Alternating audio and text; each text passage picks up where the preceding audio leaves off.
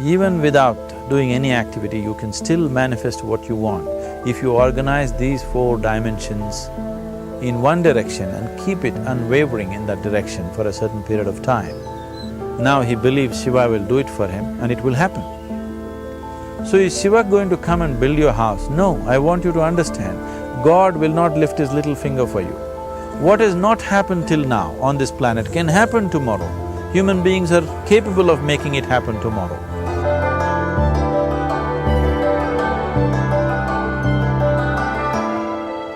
Everything we as human beings have created on this planet was essentially first created in our minds.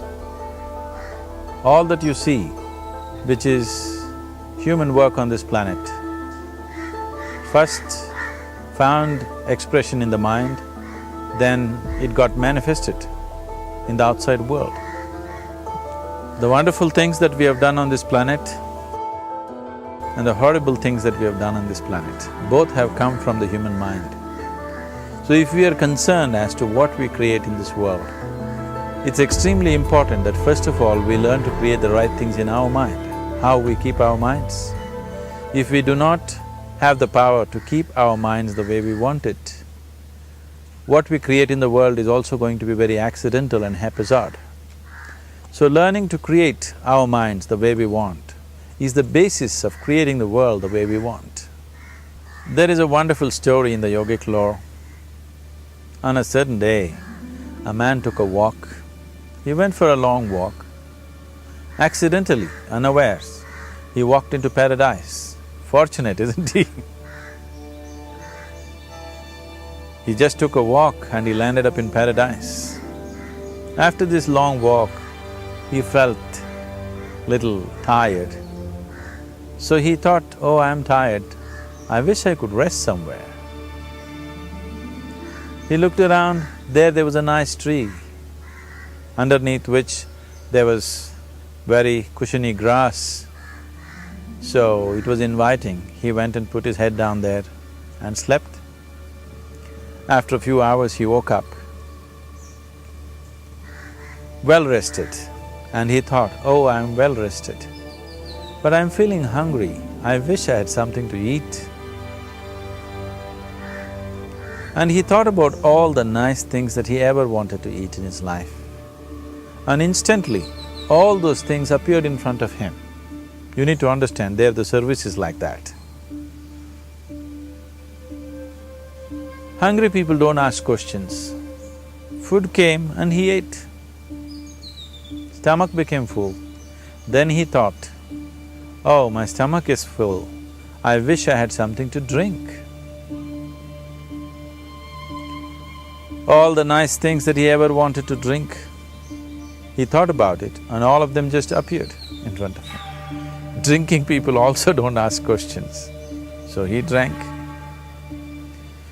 Now with a little bit of alcohol in him, you know Charles Darwin told you, all of you are monkeys, your tail fell away. Not me, Charles Darwin told you that you were all monkeys and your tail fell away and then you became human.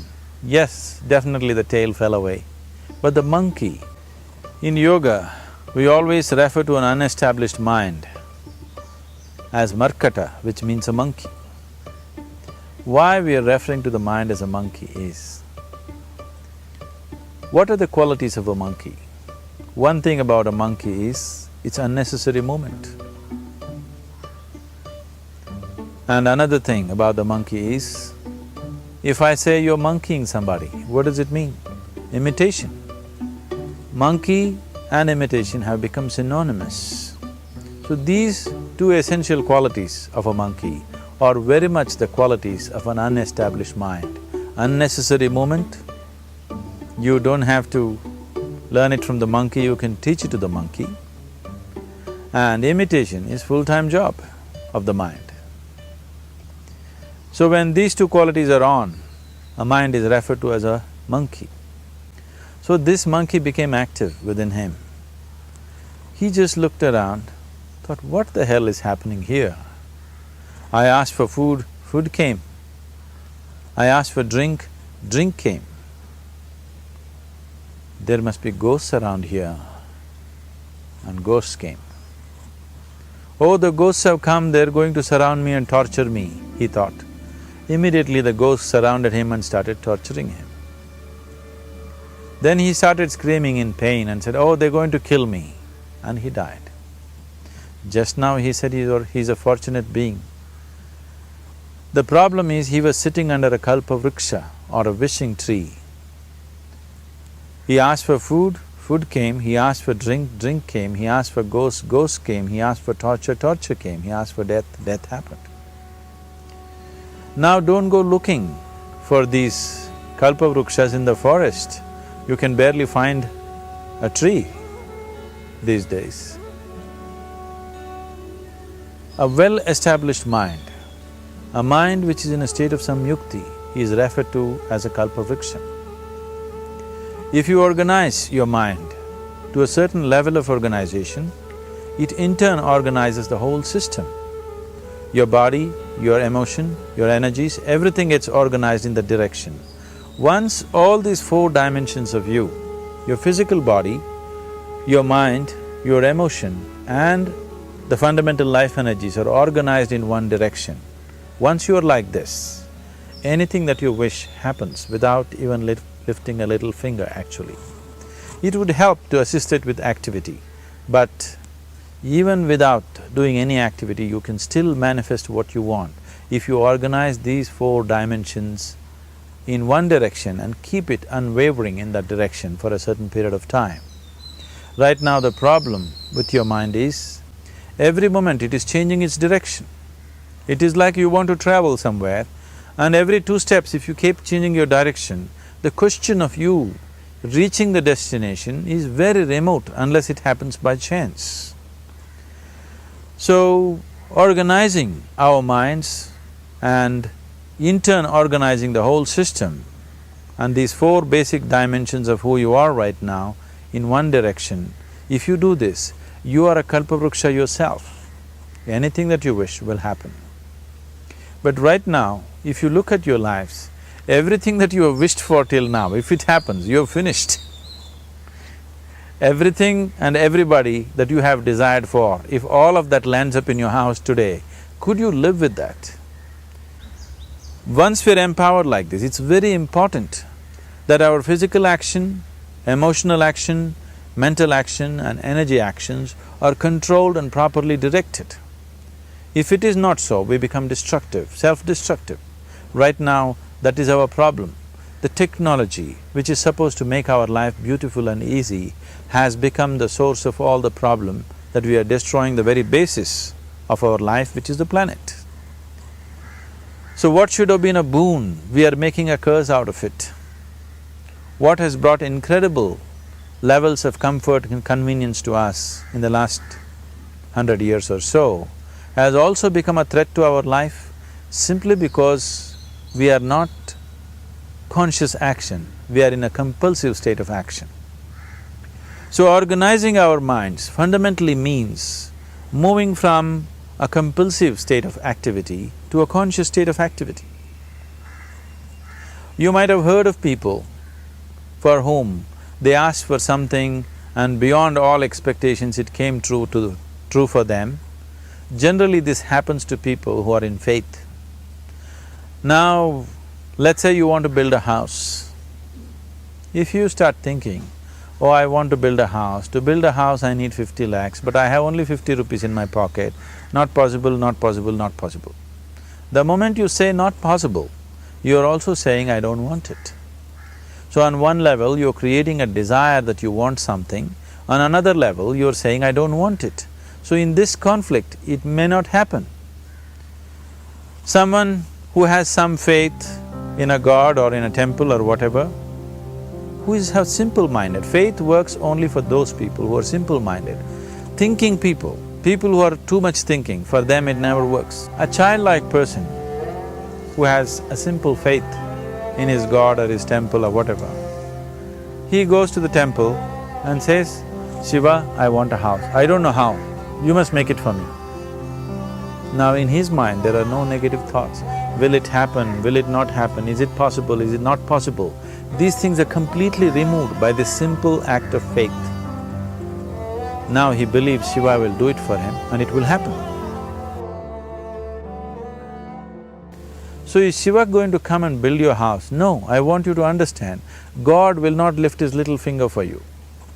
What you refer to as God is the source of creation. As a creator, he has done a phenomenal job, there's no question about it. Could you think of a better creation than this? Is it in anybody's imagination to think anything better than what is there right now? So as a creator, he has done his job wonderfully well. But if you want life to happen the way you want it, because right now, the very crux of your happiness and your well-being is this. If at all if you're unhappy, the only and only reason why you're unhappy is life is not happening the way you think it should happen. That's all it is. So if life is not happening the way you think it should happen, you're unhappy. If life happens the way you think it should happen, you are happy. It's as simple as that. So if life has to happen the way you think it should happen, first of all, how you think, with how much focus you think, how much stability is there in your thought, and how much reverberance is there in the thought process will determine whether your thought will become a reality or is it just an empty thought. Or how you do not create any impediments for your thought by creating negative thought process. This possible is something possible or not possible, is destroying humanity. What is possible and not possible is not your business, it's nature's business. Your business is just to strive for what you want. Right now you're sitting here, if I ask you two simple questions, I want you to just look at this and answer this. Right now from where you're sitting, can you just fly off? You say no. Right now from where you're sitting, can you get up and walk? You'll say yes. What is the basis of this? Why you say no to flying and yes to walking? Because past experience of life, many times you've gotten up and walked, never did you fly off. Or in other words, you're using the past experience of life as a basis for deciding whether something is possible or not possible. Or in other words, you have decided that what has not happened till now cannot happen in your life in future. This is a disgrace to humanity and the human spirit. What has not happened till now on this planet can happen tomorrow. Human beings are capable of making it happen tomorrow. So what is possible and what is not possible is not your business. That is nature's business. Nature will decide that. You just see what is it that you really want and strive for that. And if your thought is created in a powerful way, without any negativity, without any negative thoughts bringing down the intensity of the thought process, the first and foremost thing is you must be clear what is it that you really want. If you do not know what you want, the question of creating it doesn't arise. If you look at what you really want, what every human being wants is, he wants to live joyfully, he wants to live peacefully. In terms of its relationships, he wants it to be loving and affectionate. Or in other words, all that any human being is seeking for is pleasantness within himself, pleasantness around him. This pleasantness, if it happens in our body, we call this health and pleasure. If it happens in our mind, we call this peace and joy.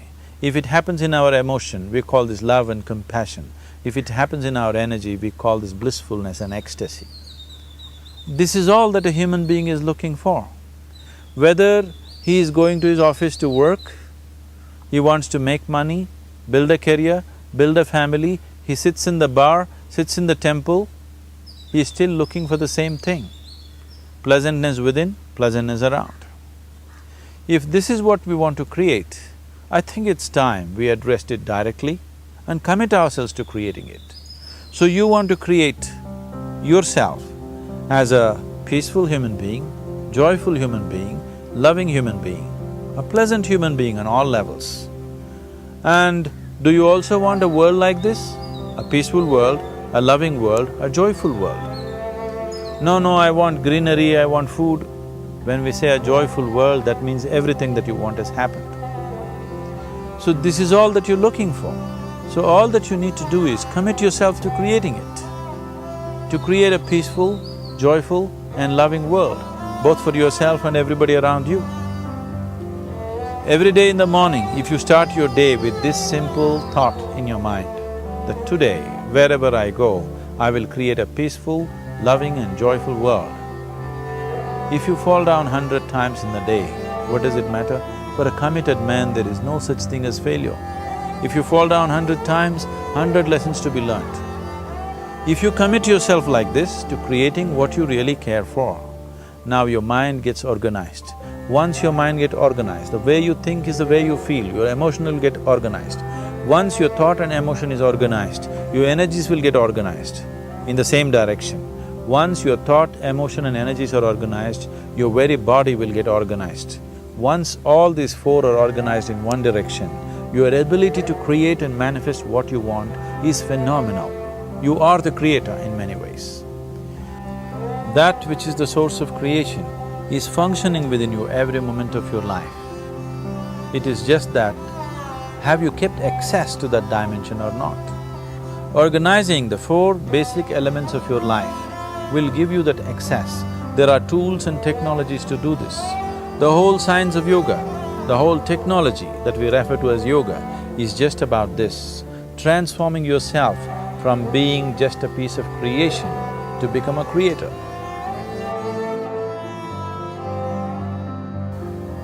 It is my wish and my blessing that every human being in this world should have this access to the source of creation within himself so that he can function here as a creator, not just as a piece of creation.